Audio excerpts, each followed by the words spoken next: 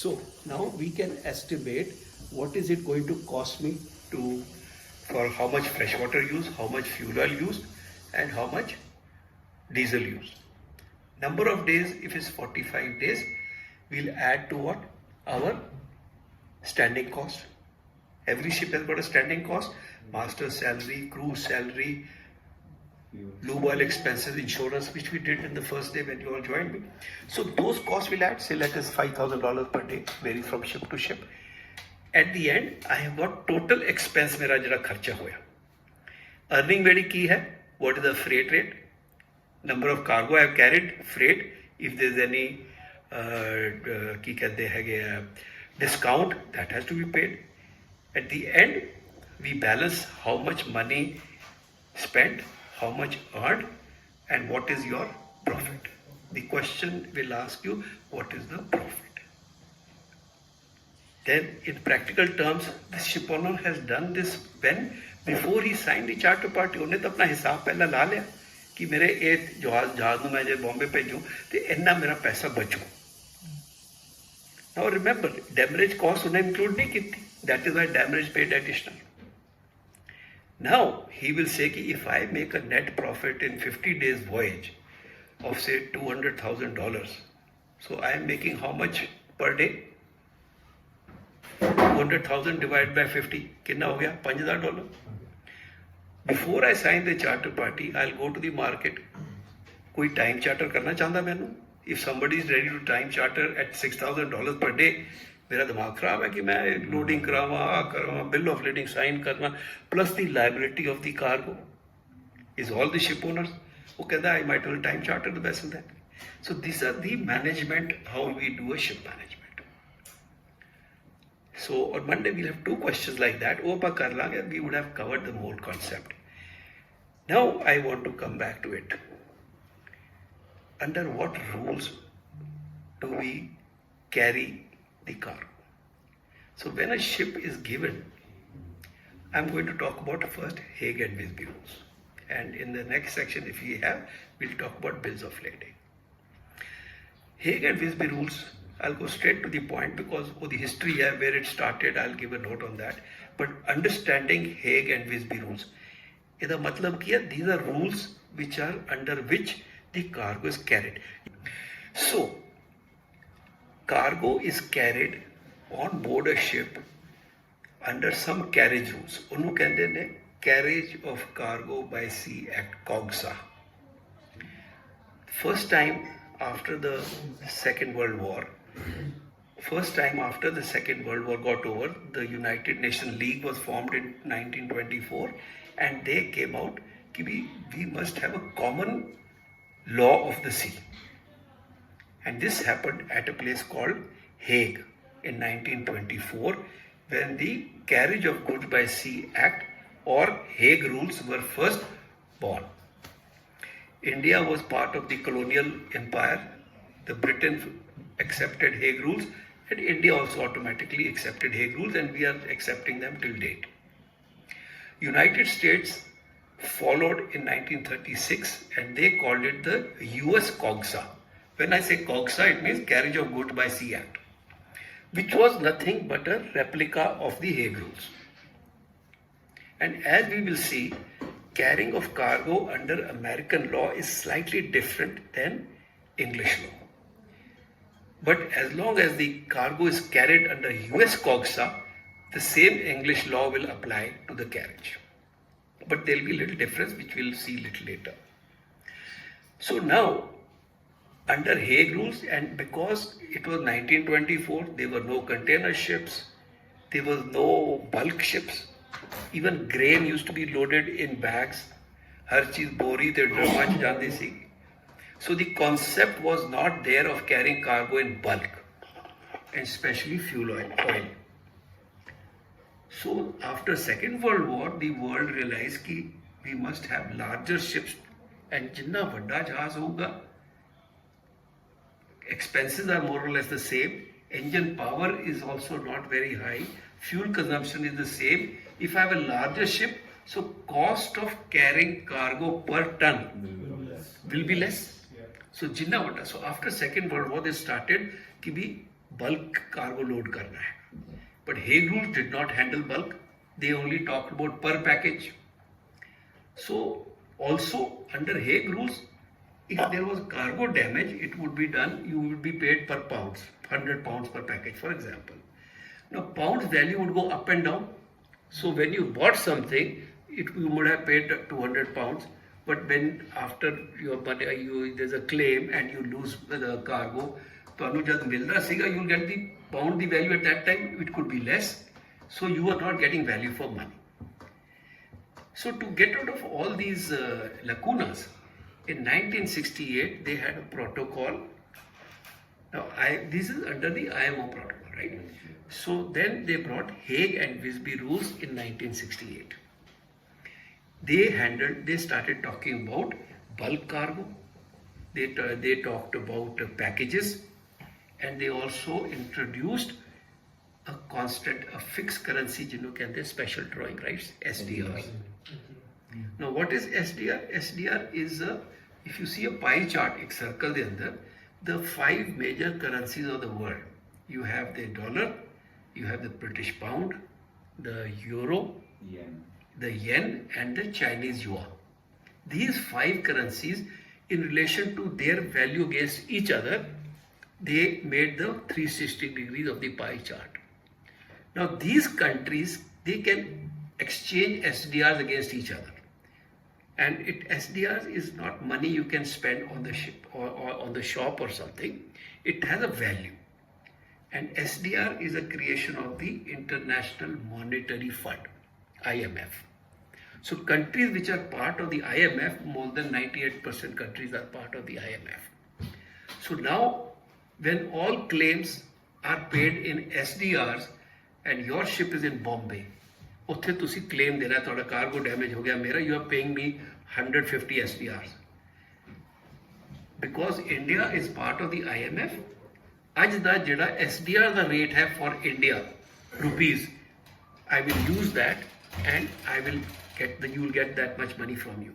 So in other words, I am getting the same amount of money because SDRs, the value does not change up and down. It is supposed to be reviewed every 6 years. So one knows कि ये claim आया, I'll get my fair value of the car. Now let's jump straight to the rules. What are the rules? First of all, Hague and Visby rules. They established obligation of the shipowner and obligation of the charterer or the cargo, जिन्हें cargo देता है, shipper, let's put it like that. What are the obligations of the shipowner? There are 3. 1, he has to provide a seaworthy ship. When? Seaworthy ship at the beginning or commencement of the voyage. If later on it is found that your ship was not seaworthy, at the beginning and commencement of the voyage, you lose all insurance, all general liability protection, salvage, everything is lost. So when should ship be seaworthy under Hague and Visby rules? At the beginning and commencement of the voyage. ਹੁਣ ਆਪਾਂ कहना मैं 2 word का use कर रहे हैं, या beginning कह सकता या commencement कह सकता. See what happens is, suppose the ship starts loading cargo now and it takes 10 days to load.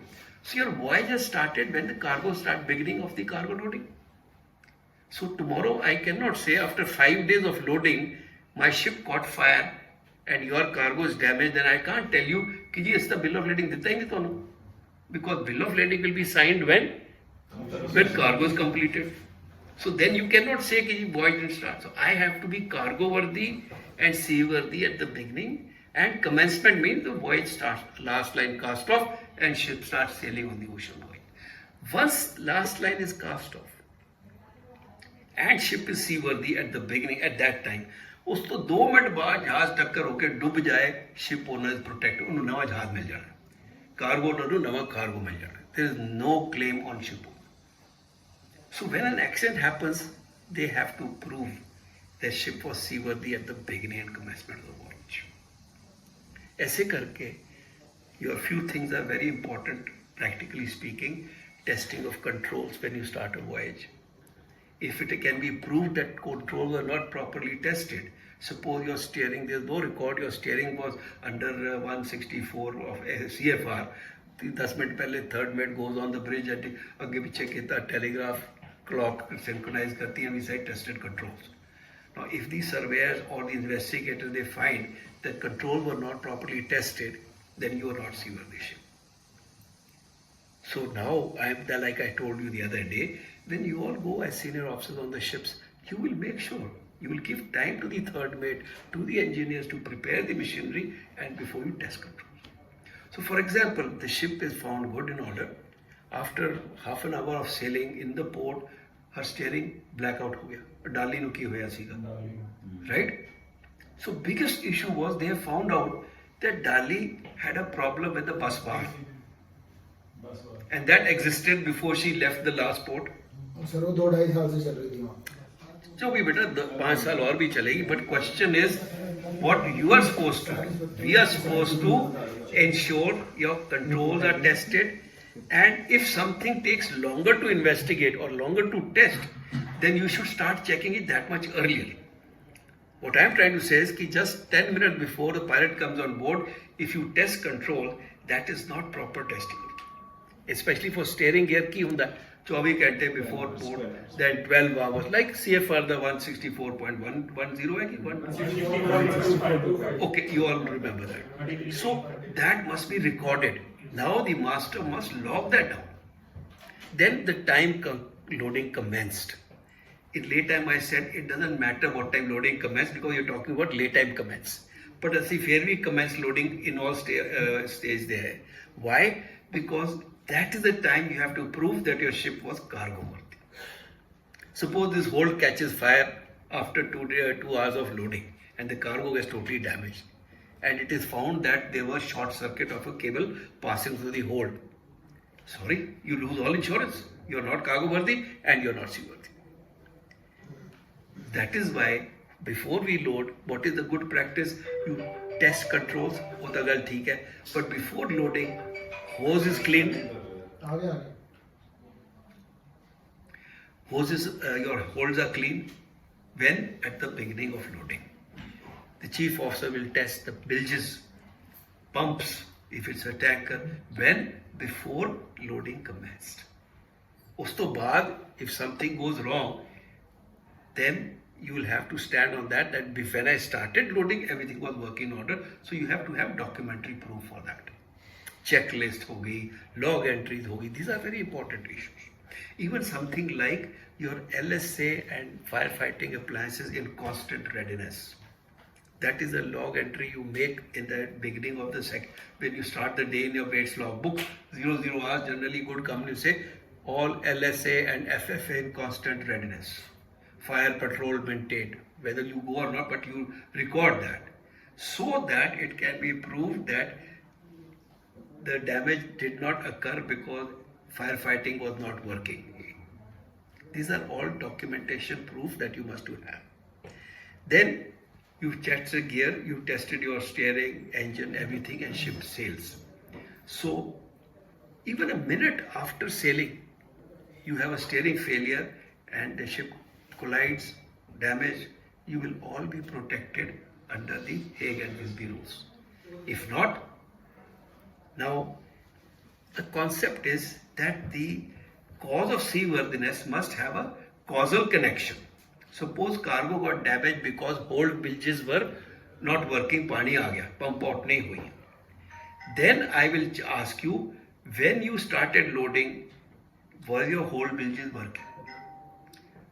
Ship can be unseaworthy even if the lifeboat engine is not working. But lifeboat engine has got no causal connection with the cargo get damage. So this is the important thing to remember. So first thing to do, the ship must be seaworthy at the beginning and commencement of the voyage. The second point, gentlemen, is that the ship has been supplied, equipped and manned properly.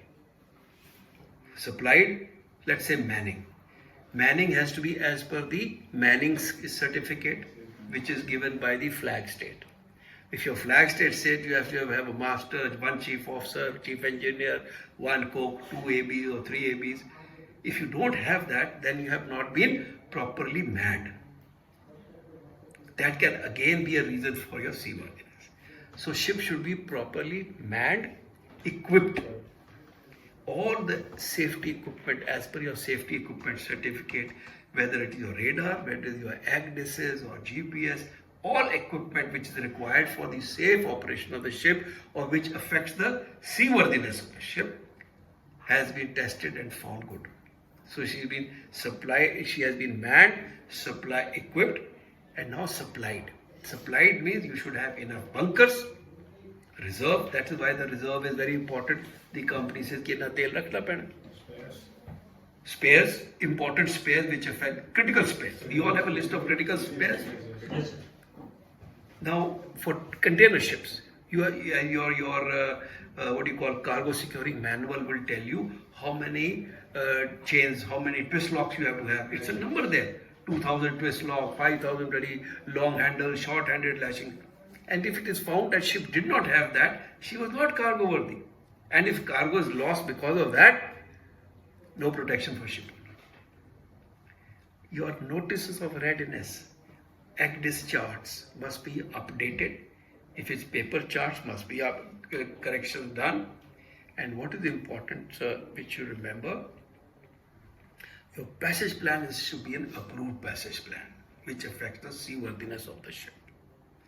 So, manned, supplied, and equipped for the voyage. Right? And the third is the cargo compartment should be cargo worthy. Suppose you have to load cargo in a reefer chamber, then the temperature must be maintained. On gas ship where you have the wall test, you have wall test on chemical tankers, right? On tanker you have first foot sample. All that has been done. And then your ship is cargo worthy. If the reefer chambers are there, their temperatures must be maintained and checked. Now, reefer is very expensive cargo. So shipping company provides the reefer, sometimes put on the jetty. Who maintains the temperature before cargo is loaded? They have to have a surveyor inspecting the container that it is cargo worthy. Can you imagine if you have a 20 tons, that is 20,000 kilograms of shrimp in a container? That could be 20,000 valued at $50 per ton or something. You're talking about $1 million claim in one container. So that is why on container shipping companies which carry reefer cargo, you have refrigeration engineers. They have spares. They have more spares for containers than they have for the engine, because you can be carrying 3,000 reefer containers here. One of the compressors. No, at sea you cannot repair that. No? So you get that alarm, the electrician will go, the storage of the ship has to be such that all that is available. एक किसी जिम्मेदारी है ship owner. And if he does not do that, then he is guilty of non-compliance. The second point comes, where do Hague and Visby rules apply? Jurisdiction key. The point is very simple, sir. Either the cargo is loaded in a port which country accepts Hague and Visby rules. Hague and Visby rules apply to outward cargo, export, not to import. So whichever is your port of loading, if that country has ratified the Hague and Visby Rule Convention of the IMO, then Hague and Visby rules will apply to the carriage. If that be not be the case, then if the bill of lading is signed in a country which has ratified Hague and Visby rules, your main office may be in Geneva. All bills of lading are signed in Geneva. So then if Geneva is a country where Hague and Visby rules have been accepted, then to the carriage, Hague and Visby rules will apply. Third, if none of these things happen, port of loading is a country which doesn't accept, which has not ratified Hague and Visby rules, the bill of lading is also not signed there, then the law says if the shipping company, the carrier, or the cargo owner, if they both mutually agree कि Hague and Visby rule will apply, then Hague and Visby rule will apply. So, you're a charter party, sir. Not charter party, to a bill of lading. You see, Hague and Visby rule do not apply to charter party. I'll come to this point, but a charter party itself is not an agreement to carriage, it's not a contract of carriage. It is agreement to carry. Now let me differentiate between them. Contract of carriage contains the terms and conditions of carriage. A bill of lading is a contract of carriage. Why? Because at the back of the bill of lading, you have got the terms and conditions of contract. That means I will not pay you claim there is an act of God. I will not pay you claim if there is a piracy, this, that. These are the terms, there are the conditions under which I am carrying your cargo. Whereas a charter party is merely an agreement between two people. You supply the cargo and I give the ship. You discuss lay time, you discuss another working day, this, that. But if both shipper and the carrier under a charter party want Hague and Visby rules to apply to the carriage, then there has to be a clause in the charter party, ਜਿਹਨੂੰ ਕਹਿੰਦੇ ਨੇ incorporating clause, or it's also called the clause paramount. What does it say? It says that to bills of lading signed under this charter party, Hague and Visby rule will apply. Otherwise, they will not apply. So the difference between a bill of lading and a charter party. A bill of lading can be both. It can be an agreement to carry cargo. It is an agreement to carry cargo because you have booked cargo and I have accepted it. Plus, it carries the terms and conditions of carriage. That is why it's called a contract of carriage. Whereas the charter party cannot be a contract of carriage. It is a contract of affreightment.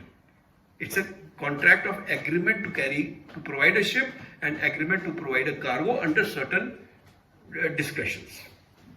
Are we clear? The difference between, of course, I will send good notes on that. Today is only, if I send you the notes by itself, you will not understand. और मोटी-मोटी बातें याद करनी है. Like I said, आप अगर मुंशी बन के निकलना है, you should be able to write these 4 or 5 points. Ki what are these things? You have know your back. And Hague and Visby rules, when they come, it's a full 30-mark question.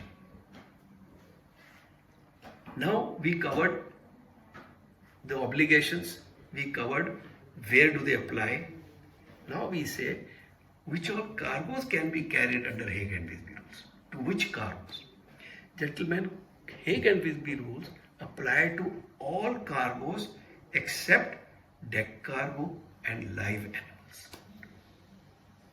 Hague and Visby do not apply to deck cargo or live animals. Sir, अभी आप बोला कि Hague and Visby will apply only on the package form और वो bulk के लिए नहीं है. I'll come, yes. I'll clarify your point. Hague and Visby rules, I said, don't apply to live animals. But Hague and Visby rules allow you to have a separate agreement of carriage on deck, where whatever the shipper and the cargo owner, the carrier agree, they have to, it's their own agreement. Hague and Visby rules allow that. It's one of the articles of Hague and Visby rules that if a carrier wants to carry deck cargo, he is free to make another contract with him, which Hague and Visby will not interfere. They will apply to the rest of the cargo. Similarly for deck cargo. Now when I say deck cargo, it does not mean containers, because containers are carried on ships approved for carrying, who were designed to carry cargo containers on deck, and containers which are supposed to are approved to carry cargo on deck and to load them and carry them from A to B. That is why your containers are also put to survey. Under each container there is a containers SCSC plate or something like that. Yes. So those containers have also to be surveyed. So Hague and Visby per se do not apply to deck cargo. Deck cargo means if I put a boat on deck. That is an agreement between you or the shipper, I am the carrier. And I will say, here I am carrying on deck at shipper's risk. Load, store and carry. No, timber is special timber carriage under timber laws. Yes, it will be around a special carriage. But the point I am trying to make is, that now you said about packages or weights. In Hague and in your bills of lading issued under Hague and Visby rules, the cargo must be described as number of packages or weight, both of them. Because if you get a claim, you'll be paid per package or per kilogram, whichever is higher, at a certain rate, which I will just discuss. But before we do that, ship owner is also, he has got an obligation. Plus, I want you to remember 7 words, remember karne. The ship owner's obligation is to you to be diligent in load, stow, handle, care, carry, custody and discharge, deliver the car. 7 हो गया ना?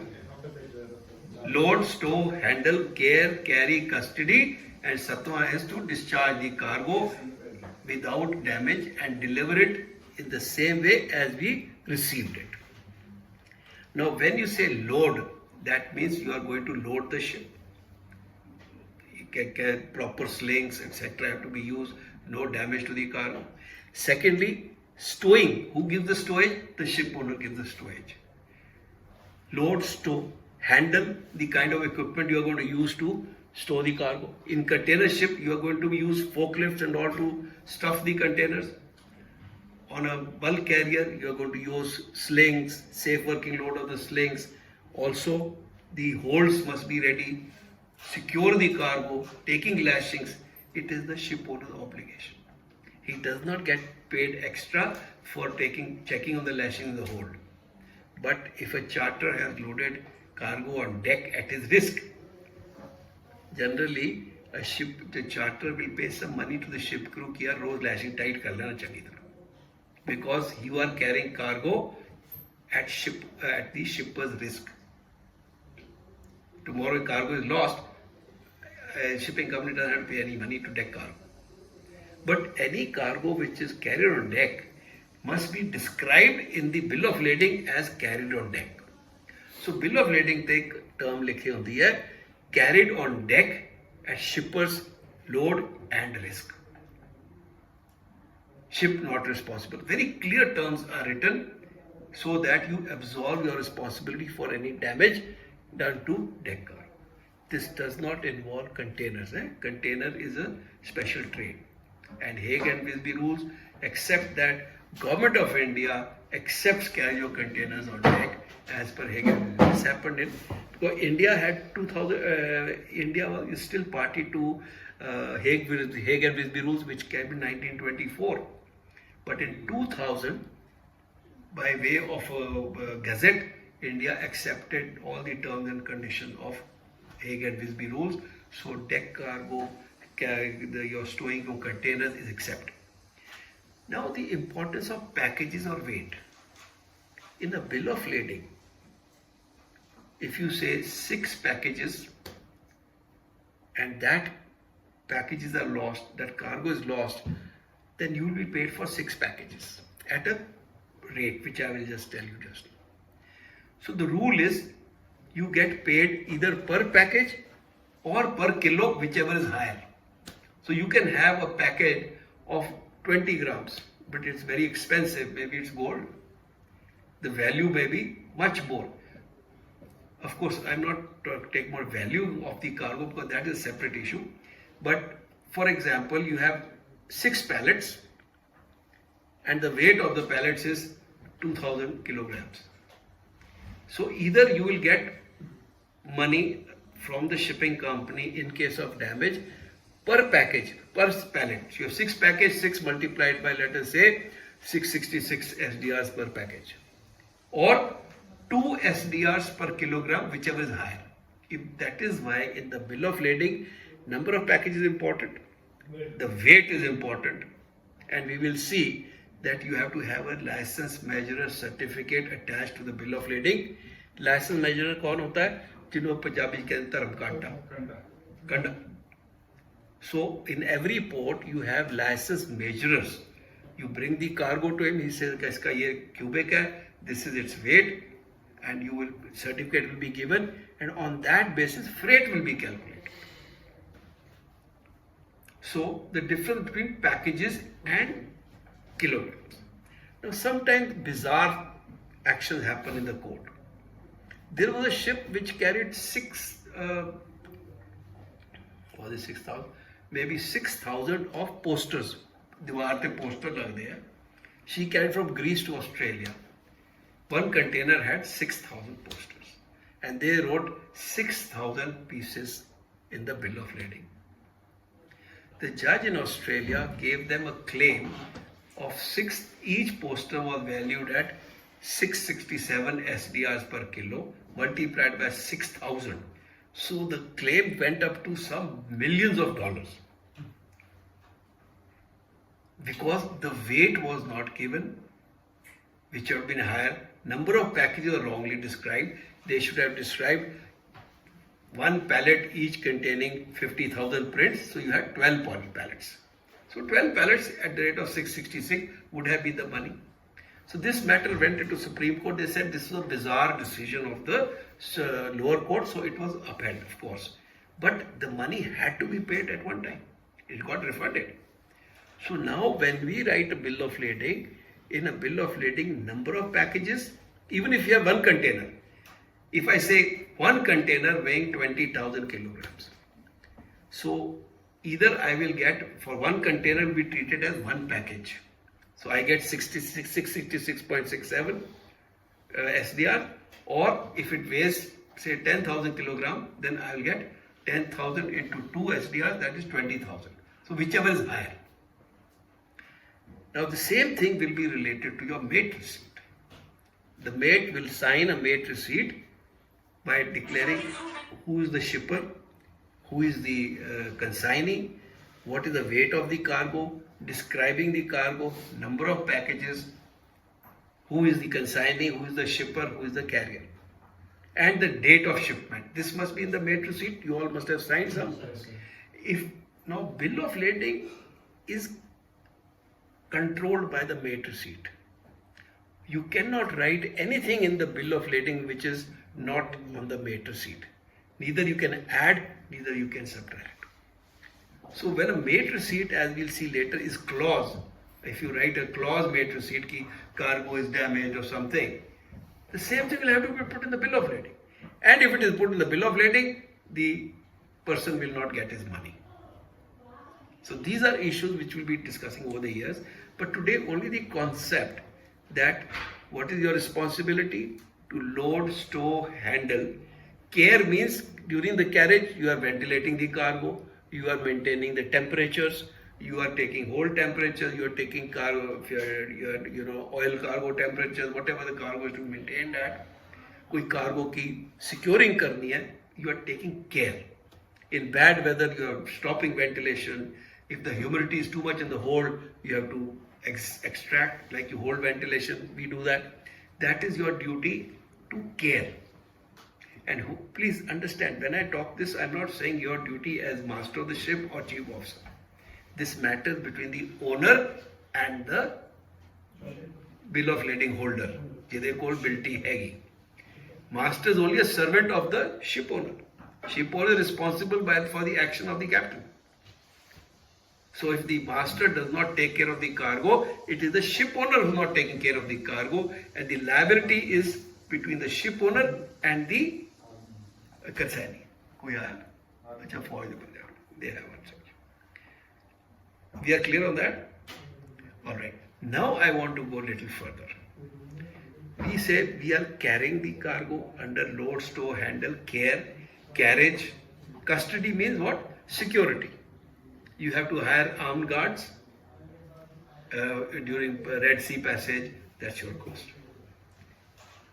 In port, you are hiring watchmen who are going to protect you illegally, somebody boarding the ship and stealing the cargo. So that is called custody of the cargo.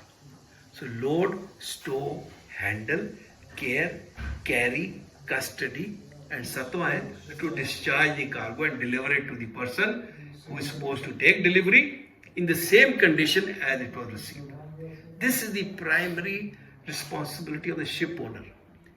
And please, I repeat that again. It is not the responsibility given to the ship, to the master. No. Master's action are taken as the ship owner's action. So that is why a shipping company will have standing order, SMS, how to take cargo care, all kind of things are covered in that. So the matter is between the person who signs the bill of lading, he is the carrier. He takes the responsibility of loading the ship, providing the ship, and taking the ship on the most direct geographical route at the cargo. So once we know this understanding, now he goes further. Owner's obligation, like I just said, is also once the cargo is loaded to proceed on the most direct geographical route. If I don't do that, then it is called deviation. And if the cargo has, if you have deviated from that direct route, even after you come back to the same route again, if a damage happens to the cargo, no insurance will cover you. Once you deviated, you will remain deviated. So deviation is a very drastic matter. So in a bill of lading, a shipping company will cover his risk.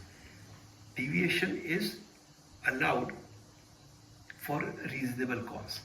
मैं bunker लेने, I am passing मेरी इतने bunker सस्ते हैं, it will be covered in your bill of lading. That will not be considered as deviation. But the मेरी दी जगह मैं cargo ले जाऊँ, मोम्बासा सस्ता तेल मिलता है, I go absolutely a different route. That I am not following correctly. We get the point? The most direct geographical route, but reasonable deviation is allowed under Hague and Visby.